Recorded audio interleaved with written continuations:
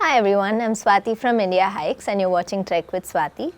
Today we're talking about the Har Ki Dun trek and how difficult it is. Now Har Ki Dun is one of the most ancient trekking trails in our country. Many people have been walking over it for many years, but now with more and more people going there, I notice more and more trekkers asking me, how difficult is it, how must I prepare for this trek. So in this video I'm going to tell you exactly what to watch out for in terms of the challenges and how you must prepare for it.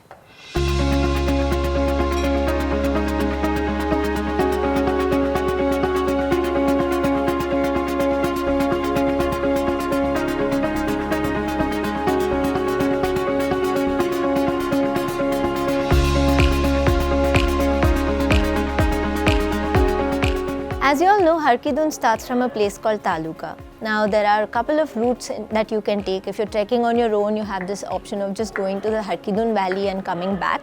If you're doing that, then it's not a very difficult trek. There are a few long walks, but nothing else. But like in our itinerary, if you're including this really beautiful Ruinsara valley along with the Har Ki Dun trail, then the trek gets slightly more challenging. Let me tell you why. We mark this trek as a moderate trek and moderate trek of level 3, which means it's the more difficult treks out of the moderate treks. There's a big reason for this, and that is the long distances that you cover on this trek. Now almost every day you're covering a distance of around 7, 8, 9 kilometers. There are even days when you're covering as much as 15 to 18 kilometers in a single day. So this trek progressively gets longer and longer if you actually study the itinerary.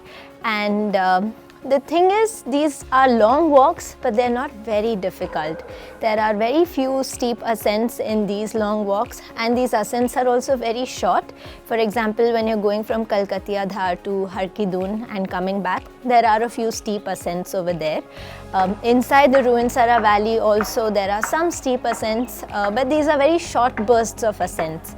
What is really going to test you is the long duration of walking, especially you're carrying your backpack and walking long hours.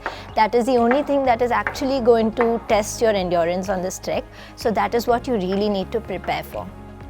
Other than this, of course the trek climbs to a high altitude of almost around 12,000 feet. So you can expect to face symptoms of altitude sickness, but this trek climbs very gradually, just gaining around 1500 feet every day, which is a very good amount of ascent on a daily basis. So you don't really have to worry about AMS too much, but be on the cautious side always, of course. The next thing that can make your trek challenging is the presence of snow on the trail.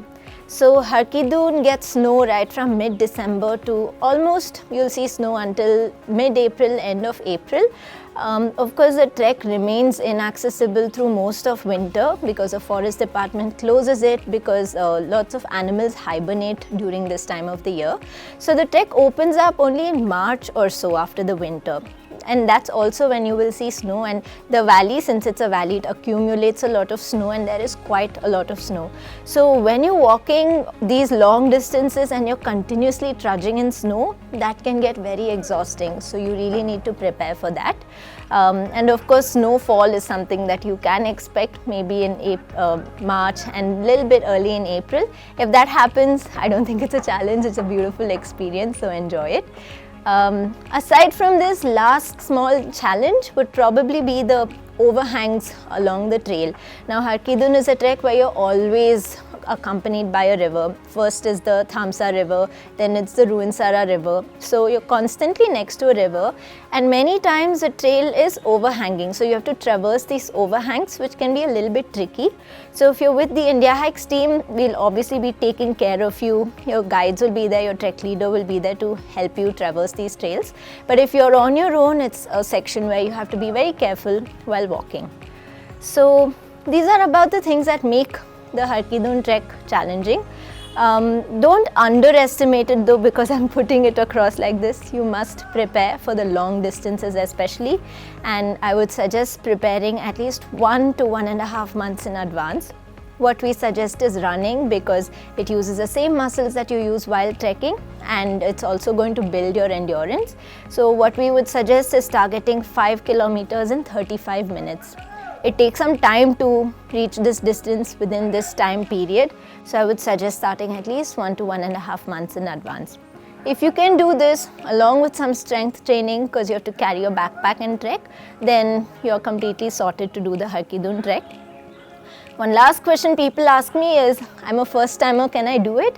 Definitely you can. All you need is fitness and good preparation. You can definitely do the trek. So if you have any questions, just drop in a comment below and I'll help you out. And make sure you check out our other videos on the Har Ki Dun trek as well, because it's a very beautiful trek and you don't want to miss out on the sceneries of it. And we're constantly coming up with videos about the trekking world, perhaps places you've never seen or heard about before.